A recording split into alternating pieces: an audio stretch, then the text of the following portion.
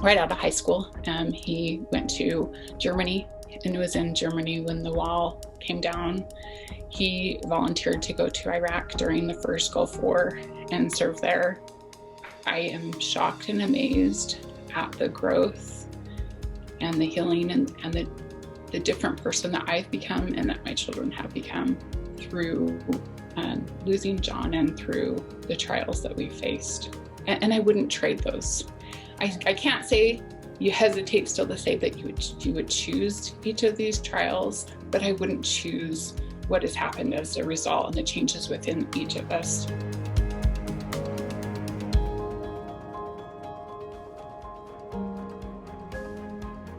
Hi everybody, welcome to episode 14 of the Un+alike podcast. We are excited to be with you this first week of December. We have a lot to catch up on, but first I want to get over to my co-host, Natalia Bonner. Natalia, it's been a big week, hasn't it?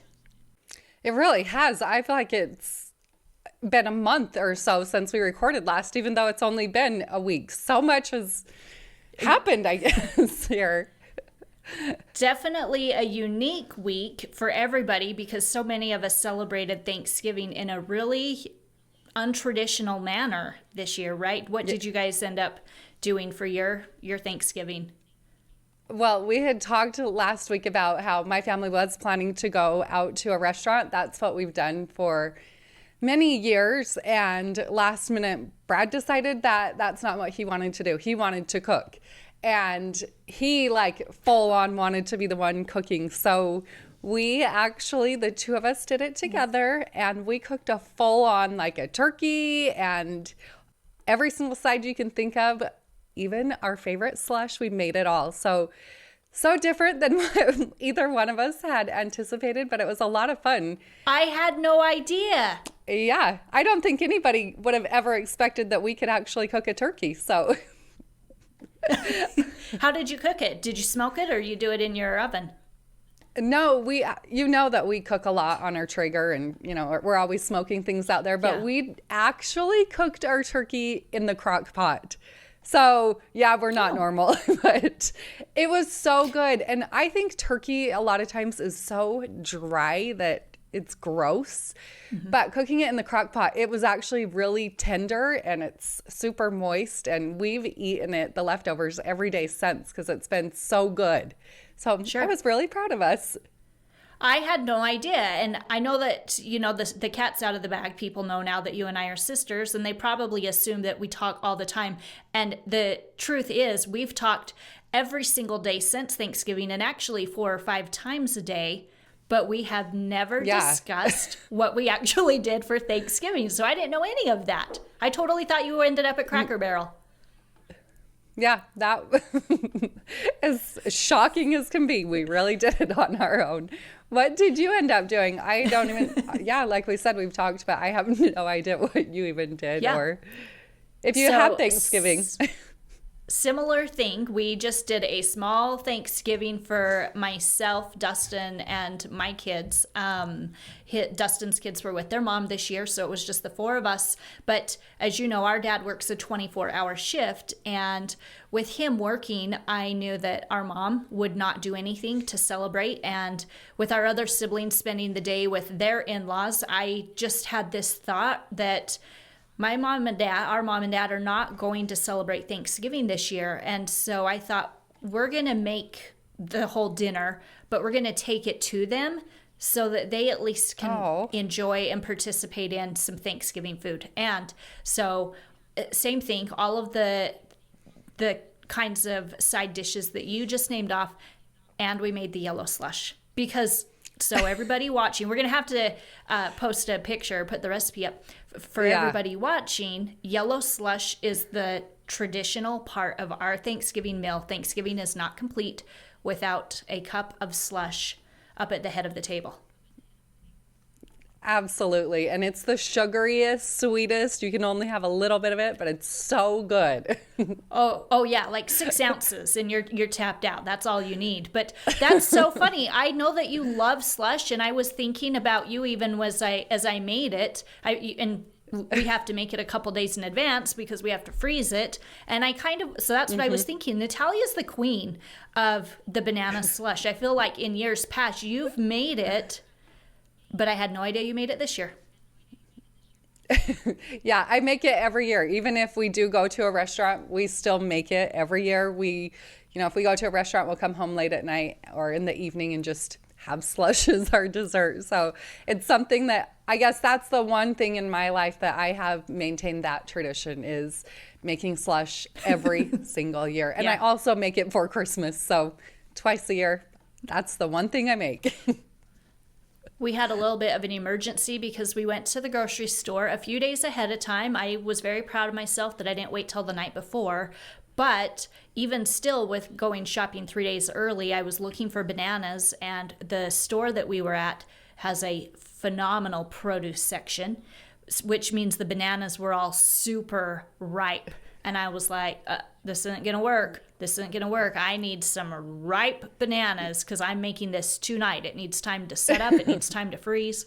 So we had to go to multiple grocery stores to find the oldest bananas in town. So that was a little bit of our dilemma. But we found some. It all worked. How funny. Yeah, you definitely have to plan out your bananas when you're making slush. Yeah. Get them a little bit extra ripe. I do have to tell you, though, speaking of all these things and Thanksgiving, last week we had shared all the gratitude stories, and it was fun to hear those stories. And one of them that I ended up receiving, I had reached out to Gina, and she was traveling, so she wasn't able to get me her story back in time for our recording last week, but she did still send it to me. So if it's okay, I do want to actually share her story. Yeah, let's hear it. Okay, so Gina shared this, and I just love it. It's so real. She said, I've always known that having an attitude of gratitude makes everything you have enough and makes your life filled with happiness. During times of challenge, having an attitude of gratitude brings joy amidst grief and chaos. Over the last 5 years, our family has had a series of events that has shaken us to the core. There was loss of work, career changes, 3 marriages and 2 divorces, betrayal, sickness, homelessness, 2 startup companies, moving internationally, COVID-19, company shutdown, and closure. No travel, limited access to everything, and death of a loved one. These challenges were affecting each member of our family. We were exhausted. Finally, the excitement and anticipation of a new baby would welcome relief and joy from all the chaos that was happening around us. We had been waiting a long time for this baby. Baby Rue arrived and our lives changed forever. Baby Rue was born with trisomy 2, known as Down syndrome. She was in the NICU for 2 months. The challenges were overwhelming for her parents, grandparents, and siblings, as we each felt and knew the burden of responsibility that was going to be needed. What we saw then as a challenge is now one of our greatest joys.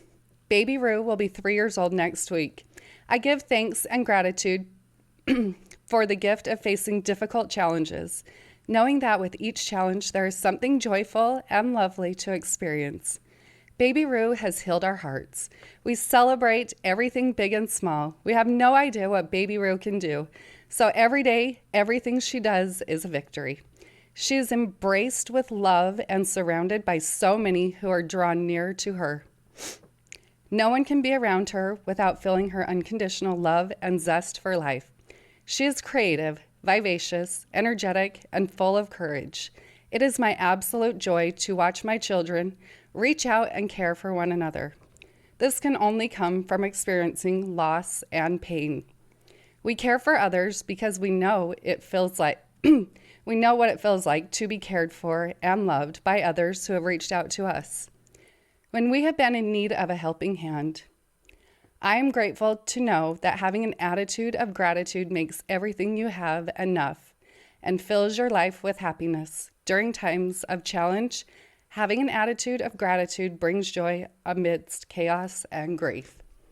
I really love that. I know Gina, and I know that she's really has gone through a lot. She has an event type business that we all know everything that's happened with that type of industry this year just has to be so devastating. So I really appreciated just hearing her positive outlook on so many different things. So I just wanted to share that. Oh my gosh, everything that you just shared ties in perfectly with the interview that I had earlier this week with Cindy Cloninger. I had an amazing time sitting down with her and learning more about her story. Here's a look back at that interview. Cindy Cloninger, we're so excited to have you here on the show today. Welcome to the Un+alike podcast. How are you doing? I'm doing great. Thanks for having me. Yeah, absolutely. Well, I know that you have been through the ringer, just to be blunt and to kind of put it how it is. You have 6 children, and I'm going to go through a list of just some of the things that you have faced in raising your 6 kids. We have hemorrhagic dengay fever, congenital cataracts. We have epilepsy, club feet, tibial torsion, distal, something I can't pronounce, and scoliosis, just to mention a few of the things. There's also some Lyme disease in the mix. You faced a military deployment, had a military spouse, a diabetes, adoption, and then to top it off, a husband who was diagnosed with a brain tumor and passed away in 2012. If there is anybody who knows adversity, it is you. We are well acquainted. Well, let's dive in a little bit deeper and talk about your 6 beautiful kids. We can see them there in the family picture over your shoulder.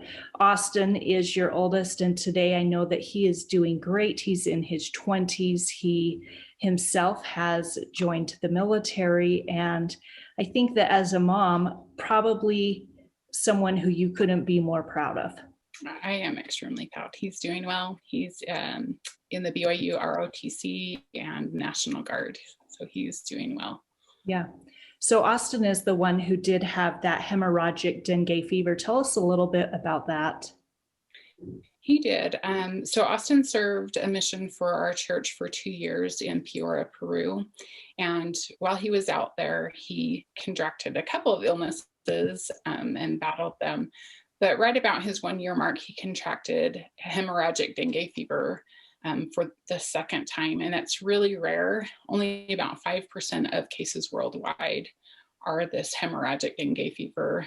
You start bleeding from your mouth and your nose. Your platelets start dropping at quite a fast rate, and your plasma leaks out of your organs. It's really painful. They call it the bone crushing disease, and there's not any treatment for it. So they hospitalized him in Peru and just monitored him. And if your platelets fall low enough, they give you a blood transfusion and try to save your life. So he had that, and every day I would get phone calls and updates from an area doctor who was over about 30 missions, and each mission has 230 missionaries in it. And he would tell me my son was the sickest missionary he had seen.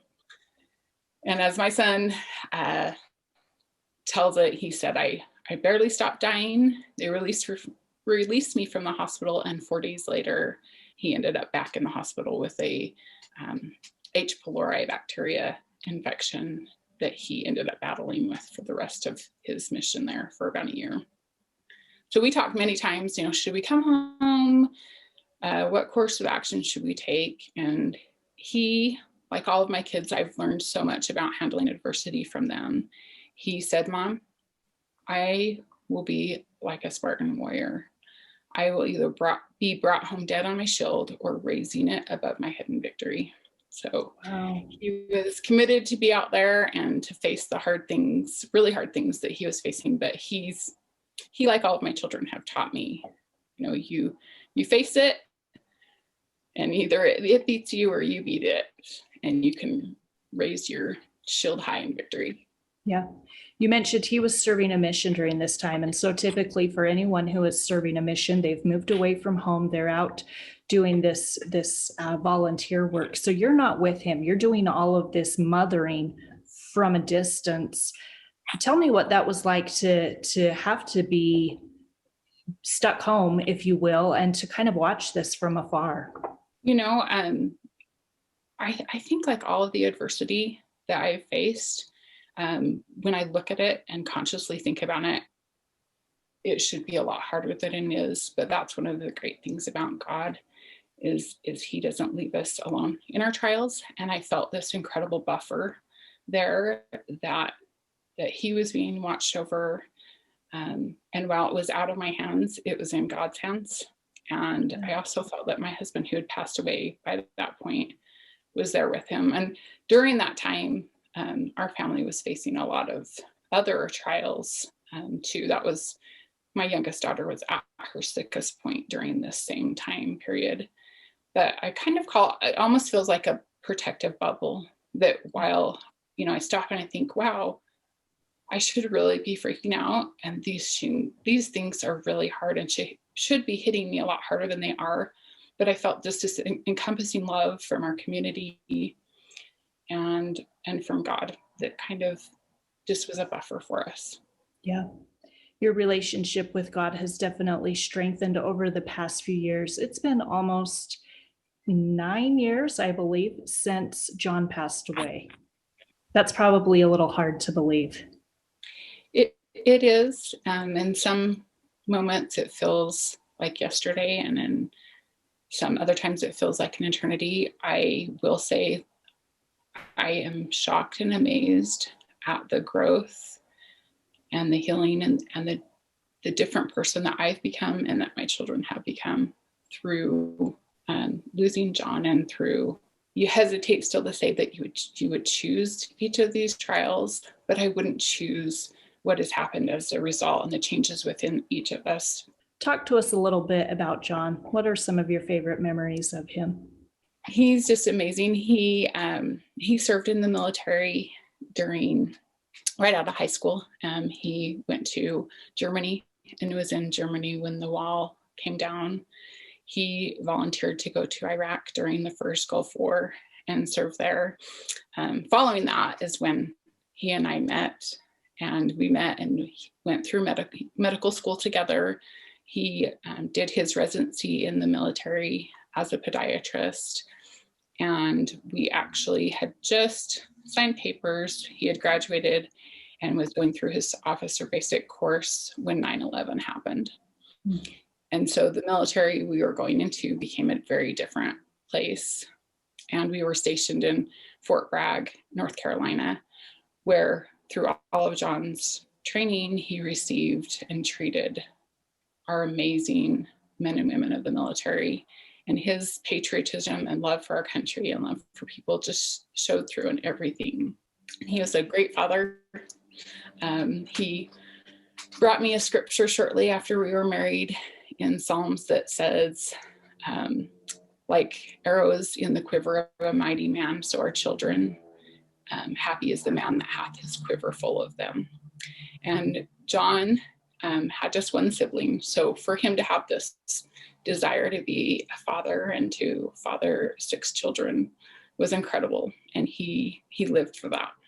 John found himself not feeling well in 2010, and it started with a headache. Is that correct?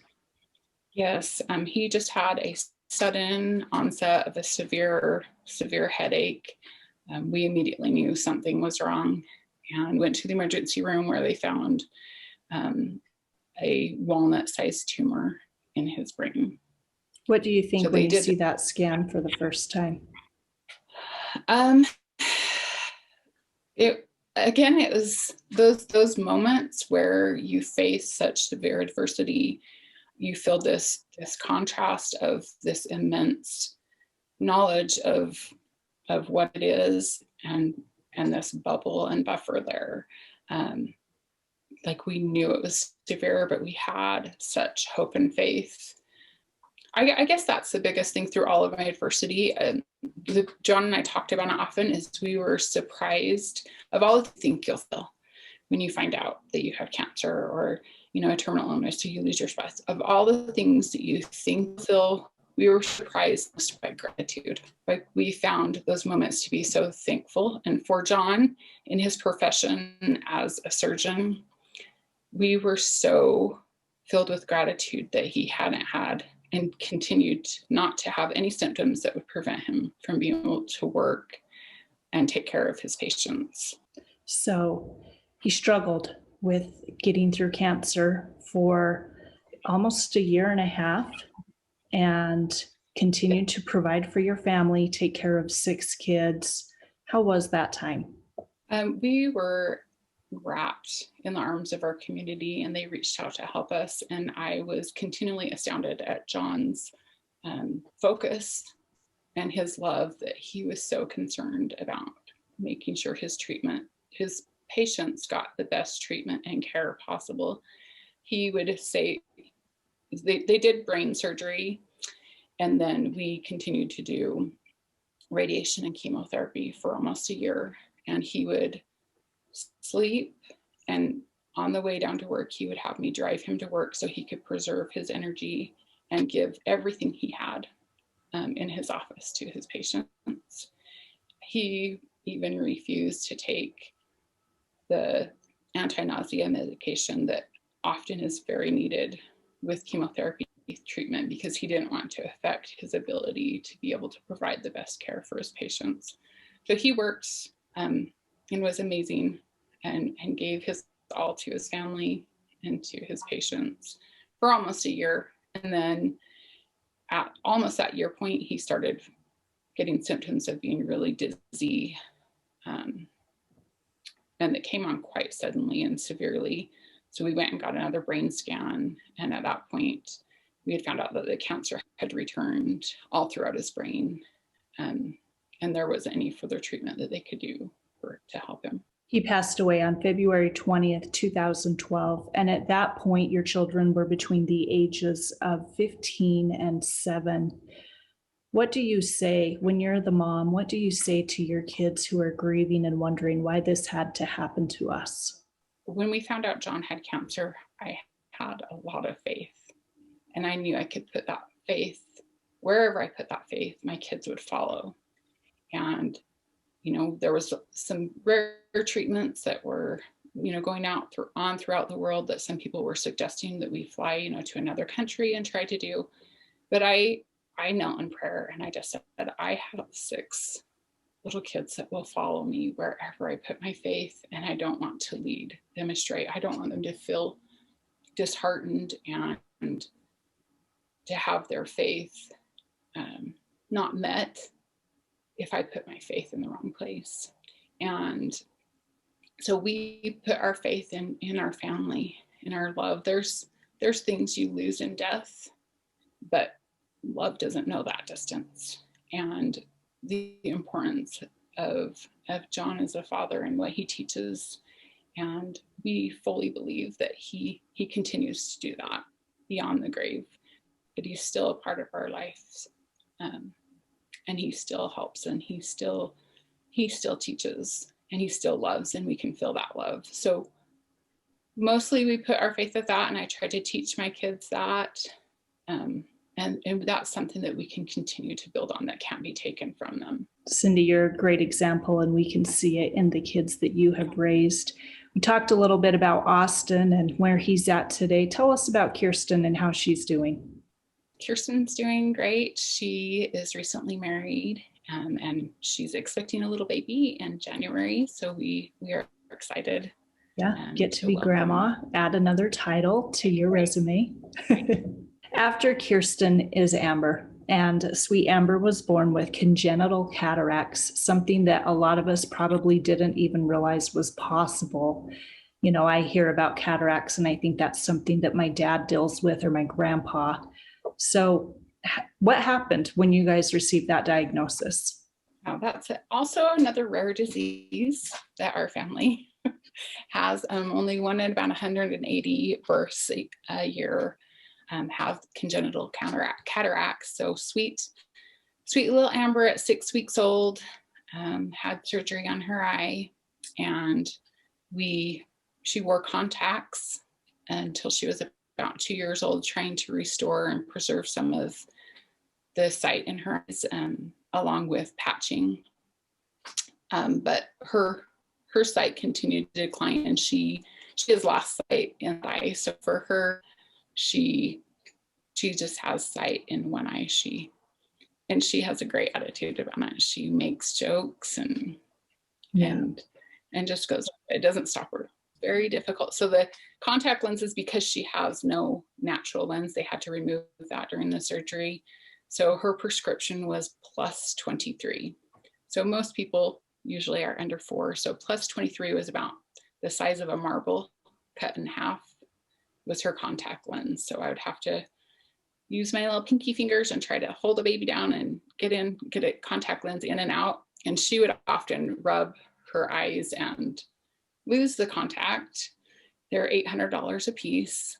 So we had, for years and years, even after she had stopped wearing them, we would see a little glint on the ground and stop and go and check and make sure it wasn't a contact lens that had fallen out. Hurry, we got to save it. Right. People look at me strange, when we would be out, and I'm like, everybody stop, my baby lost her contact. Wait, hold on. What kind of a mother are you? You're starting to your baby wears contacts, right? Right. So number 4 and number 5 are Caleb and Megan, and I want to talk about the two of them together. So talk a little bit about some of the things Megan has experienced and how Caleb has been involved. So when I found out I was pregnant with Megan, Caleb was just 3 months old, and John had come on orders to be deployed to Iraq and wasn't going to be present for her birth. I have severe pregnancies, all C-sections, so I knew I wouldn't even be able to hold Caleb. And I terrorized myself my whole pregnancy, wondering how I was going to manage this. But my husband, his commander, ended up taking the first 6 months of the tour so that he could be home for Megan's birth, and things like they always do. They're hard, but they worked out okay. And Caleb and Megan are beautiful together. They were meant to come to earth together so closely. Megan developed her epilepsy the year that my husband passed away, when she was 7. And from the very first moment, Caleb's been at her side and helped her. He is calm to everyone else's crazy. When everyone else gets really excited and panicky, and he just says, I don't understand why everyone panics. It doesn't help the situation. So he has literally saved her life she's had seizures in a pool at 2 separate times. The first time she was 7, he was 8 years old, and he held her head above the water and got her help. He's helped her another time, when he was just 12 years old, and swam with her quite a bit and got her out of a pool. One of my favorite stories about Caleb is I think it was about 3rd grade. They went to a Riel, actually it wasn't Riel. They went to a baseball game. So it must have been the Bees, right? Sure. Wrong sport. They went to the Bees at a baseball game, and Megan was sitting on the grass with some of her friends, and the teacher told me that Caleb was clear around the other side of the field with his friends, but about every 20 or 30 minutes, she would see him get up and he would walk around the length and come and just not bother Megan, but just look at her and make sure she was okay. And then he would go back and sit down with his friends. So he's just always had this huge heart and responsibility to help take care of her. Yeah. She has uncontrolled epilepsy. She's failed 8 different treatments. And at her worst, she was having 3 status epilepticus seizures a week, which are seizures that last longer than 11 minutes, and about 180 small seizures a day. And that were just really trying for her. She would have a lot of them through the night. And this was all going on at the same time that my oldest son, Austin, was battling hemorrhagic dengue fever down in Peru. Sure. How is Megan doing today? She's still challenging, but we've gotten it to where she has about 1 grand mal seizure every 2 months is where we're at right now. She's having some severe memory loss, but it's something that she'll probably battle with for the rest of her life. She's not able to drive. So those things are kind of hard as she's getting older. The caboose in your family is Eli, and he came in a very unique way. He was a special delivery. Do you want to talk a little bit about that? When Austin, my oldest, was about 4 years old and we were living in North Carolina, we hadn't really discussed adopting with the kids. Just John and I had always said we wanted to adopt some. So I went and I had told John, my husband, I don't know, maybe we won't adopt. I'm pregnant with our 4th child, so maybe not. And I went and tucked Austin into bed. He was 4 years old. And he said, Mom, is there such a thing as kids that don't have moms and dads? And I said, yeah, there's some, their parents die or they're not able to take care of them. And he goes, well, is there any way we can get one of those kids and I can be their big brother? Wow. So I was just astounded. And I went in and told my husband, and he's like, see, I told you. So it was a few more years. John, we moved again. He finished school, residency, went to Iraq. And then when we moved to Utah, all of my children at that point were just begging us to adopt. And we knew. We started the process, and immediately this 2.5-year-old boy with club feet was presented to us. And we just knew. We knew he was part of our family. I jokingly tell him that the way we found him is we went to China and found the loudest kid there and brought him home.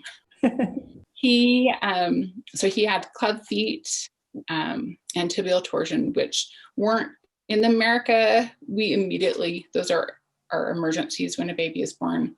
We immediately address them and cast them for 12 weeks, and they have minimal effects on the rest of their life. But in China, Eli didn't receive his first surgery until he was 1.5 years. And the medical advances there weren't such that they helped him very much. To date, he has had 12 surgeries. He has pain with every step, but he is just happy about it. He never complains. When my husband passed away and he was 7, he was going to have one of his bigger surgeries that would put him in casts on both legs up to his hips and a wheelchair for 6 months. And how do you tell your first grader they're going to have to be in a wheelchair for 6 months? I worried and worried, and I worked up the courage and told him he was going to have a surgery, and took a deep breath and cringing just said, and you're going to have to be in a wheelchair for 6 months. And he paused for a minute and said, I get a wheelchair? Yes. and that's his attitude. That's all of my kids' attitudes.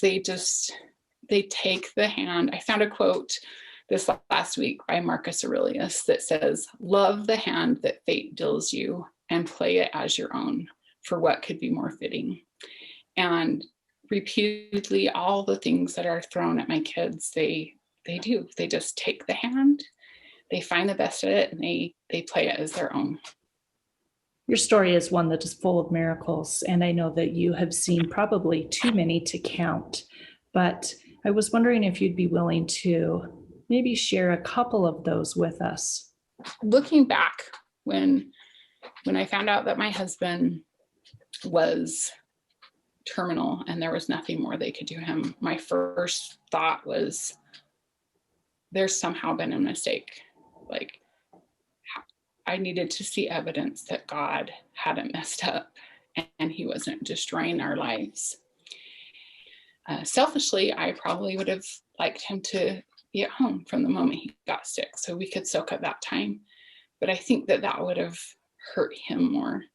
And so the fact that in as severe as brain cancer as he had no symptoms. He had no headaches, no seizures, no slurred speech, no limiting of any of his faculties or his motor skills that would have prevented him from doing surgery or working. Like, that was a beautiful, tender mercy that he received because it was important to him, like who he was, to be able to continue to work. And I love that because God loved John enough to give that to him. Yeah. Another thing I looked at was, how could this be happening? And my mind was brought to a memory of my oldest son, Austin. So we live in a small rural community. And so to get down to town it's about a 20-30 minute drive in the car. And we'd spend a lot of time doing that for different activities. And several years before John became ill, Austin started asking us this question: what's February 20th? And I said, I don't know. We don't know what February 20th is, and he would continue to ask. He's like, well, is it like somebody's birthday on February 20th? And we're like, nope. Did you guys get married on that day? Is it your anniversary? Like, what's February 20th? Every time we'd get in the car, it seemed to be that time that he would start asking. And he's like, well, did Dad deploy to Iraq on February 20th? And I'm like, no, it wasn't that, and he kept asking and asking. And was any world events, like, was there a major thing in history that happened on February 20th? And he just kept doing this with enough frequency that everyone in our family knew about it. And I remember one time I was like kind of frustrated, and I was like, no, there's nothing on February 20th. And so as right after John died, and this time I had been thinking, I need evidence that God is in this, that he has a hand in this, that my life isn't destroyed and our family isn't destroyed. And so the week John passed away, Austin and I had gotten in the car to drive down to town for something. And we were both just sitting in silence. And he's now, 15 years old. And he just gasped and said, Mom, I know what February 20th is. And as he did, it dawned on me. February 20th is the day that my husband passed away. And to me, that was that evidence that God's hand was in it all along, that he loves us. And while I felt like everything was out of control, he had it in control, and we're in his hands. He knew years and years before what would happen, that the day that John would pass away. And he gave us that little tender mercy again, not because it was important for us to know, but because he knew that I needed to know that he had a hand in our lives. You've learned a lot of lessons over the past 9 years, and one of those has to do with being prepared. When hard things hit us, the first thing we think is we're not equipped to handle it. I certainly don't feel equipped to handle any of the trials that have been given me. But as I look at them, I can see, hey, just like what he told Austin, I've prepared you. You don't even know it. You didn't even realize it when it was happening. But years and years ago, I've put little things in your life to prepare you to be able to handle this and to grow, because that's really the reason we have these trials, is because it allows us to grow as individuals and to grow together and to grow in love and compassion for each other.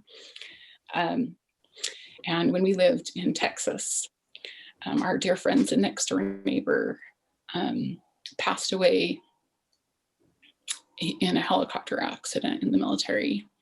And our family got a really up close view of the hurt and the grief and what that was like for their family.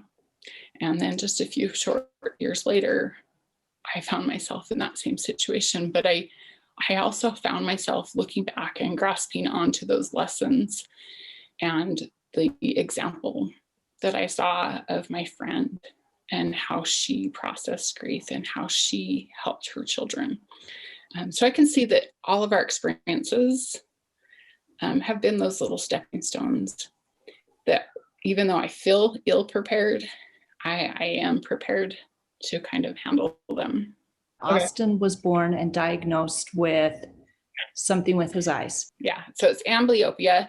So it's where one of your eyes sees really well and the other one doesn't. And usually it's not caught right off. And so what happens is your brain gets double images.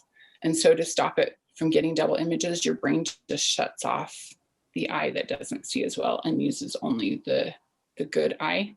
So when you see kids that maybe have a patch on their eye, medical studies have found that prior to the age of 11, you can actually get the brain to turn that eye back on. So once they get corrective lenses, you can cover up the good eye, because the brain will always use that one as the default. So if you cover up the good eye and patch it, then it forces the eye to use the bad eye, and you can regain vision. So we did that with Austin. When he was younger, he always had a patch on until he was around 6 or 7. So. And then you were saying that because of that, when Amber was born with her congenital cataracts, you were all practiced. I was prepared. You were prepared. I was, and hers was more severe, but I had been given that little taste of what it was, and I knew I could handle it. Yeah, that's amazing. Talk to us a little bit about an analogy that you like to share regarding mountains and the valleys. So I love it. Again, this is one of my kids taught me. So if you look at a really tall mountain, and where's your eye naturally drawn, and what do you see? If you look closely, about a third of the way from the top, the mountain is different than the rest of the mountain. It's more rocky, and there's not really as much trees or greenery, because it's in the valleys that we grow. We all want to be on the mountain tops, but it's in the valleys. It's in that hard, strenuous climb that we experience the most growth. And I feel our lives are much like that. We aren't required to walk those paths alone. I love the community that God's surrounding me with, and the people that I learn from their experiences and their encouragement. And they're just taking my hand and helping me walk along that path. But it's those treks upward that provide me and my kids with the most growth that we need. And occasionally we get to the top and we can rest for a minute, and we can look back and see where all of those experiences have led us. And we can look forward and see where our journey is taking us. But then we always have to descend back into those valleys to experience that growth. And I think early on in my widowhood, when I was being overwhelmed with so much grief and trials and obstacles, I came upon the idea of, owning those trials. I stumbled across the book, The Obstacle is the Way by Ryan Holiday. And he said, in his book, he says, stop looking at the package and only look at the gift. And as I kind of made that switch in my mind to shift my thinking from being a victim and to being acted upon, to taking ownership of this trial and how I would handle it if this is something I picked up and chose for myself. And it's changed everything for me. I have hard days, and I can throw a really good party when I want to. But when I have that clear perspective that you get from the mountaintops of the importance of trial in our life and struggle and the growth that comes, I choose to act differently, and I can choose to own and make something, I hope, good, a positive thing out of the trials that we have. Absolutely. Well, I think that you have been dealt some trials that many of us could never imagine facing, and especially the depth of some of the obstacles you've had to go through is greater than many of us can imagine. But your attitude and your reaction to the trials that have been dealt is something that I think we can each look up to you for. It's something that we can admire. And I appreciate you for taking some time out of your day to share some of these tips and thoughts with us. As we prepare to wrap up today, I just wanted to ask any additional advice that you can share with someone who is struggling right now, maybe struggling through the holidays, struggling with medical, with health, with finances, with anything that is going on. What tips or advice would you share with them? I think one of the things that shocked me most about grief, I knew I would feel sad. I knew I would miss John. I knew I would struggle as a parent, but I wasn't prepared for how it would change me as a person. I found myself, forgetting things, and I was pretty good at remembering things. And I found myself super tired, and I couldn't understand why. And I kept trying to beat myself up. and give myself this talking to, like, okay, you need to get it together. You need to get back to who you were and how you interacted. But what I found instead is that it's okay that I'm changed, and it's okay that I'm different, and it's okay that I live with handicaps now. I'm not that person that I was, and I have to give myself grace to be that person, to be changed by the hard things that happened to me. That's probably the biggest one, because I feel like we all expect ourselves to handle things better than we do. And then we even put time limits, and I don't know why. There's no manual anywhere that says there's time limits on, how trials affect you, but we give ourselves a time limit and then tell ourselves we have to return to what we considered normal. But I think just giving yourself grace that if one day I feel good enough to, get up and get out and laugh and have a great time, that's awesome. And if I'm caught completely unawares at another point and I'm struggling to make it through the day, that's okay. It's completely okay.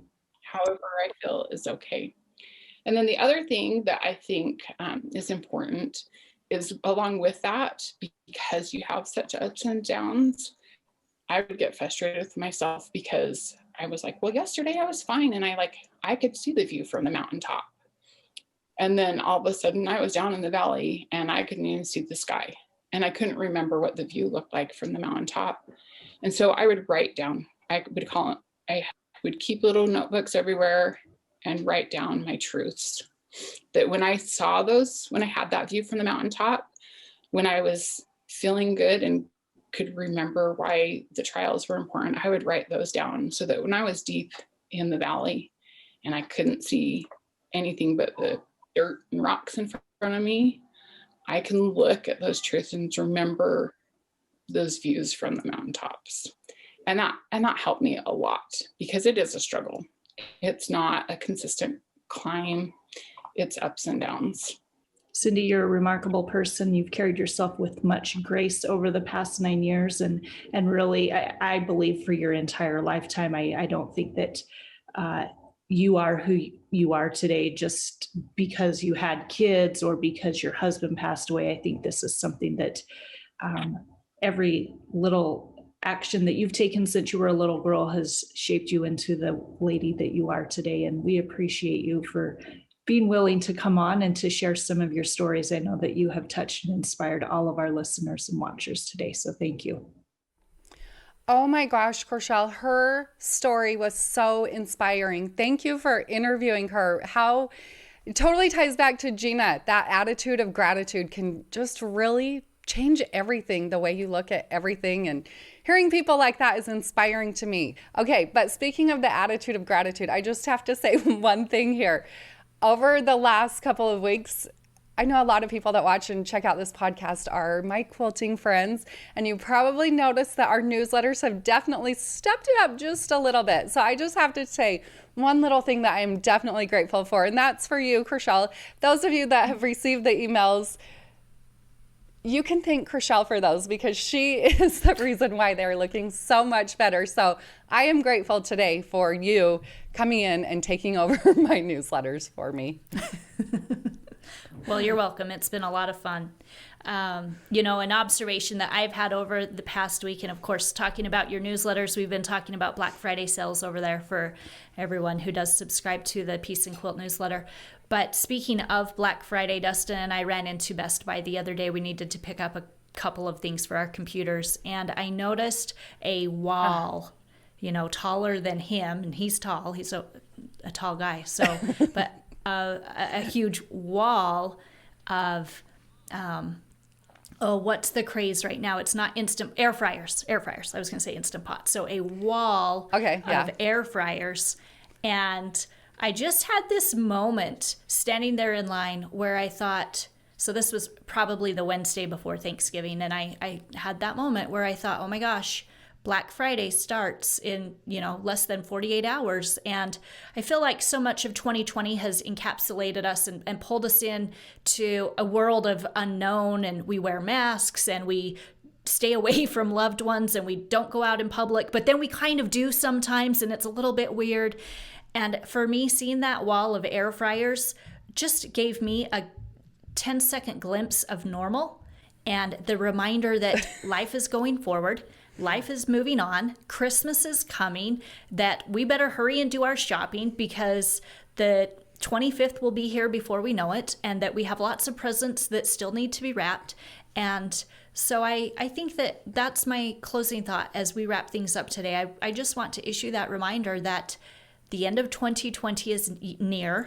And while I know that doesn't necessarily mean the pandemic ends on December 31st, it does mean that we've all persevered and we've all survived 9 months of crap together. And I am so grateful to be where I am today. And I'm grateful for those little moments that we have, like seeing air fryers in Best Buy, to be reminded that life goes on. Yeah, I love that. Great takeaway. Thank you to all of you for listening today. We appreciate you taking time to stop by and to share an hour with us. Don't forget to like and subscribe. And of course, we love your comments. Feel free to leave one below.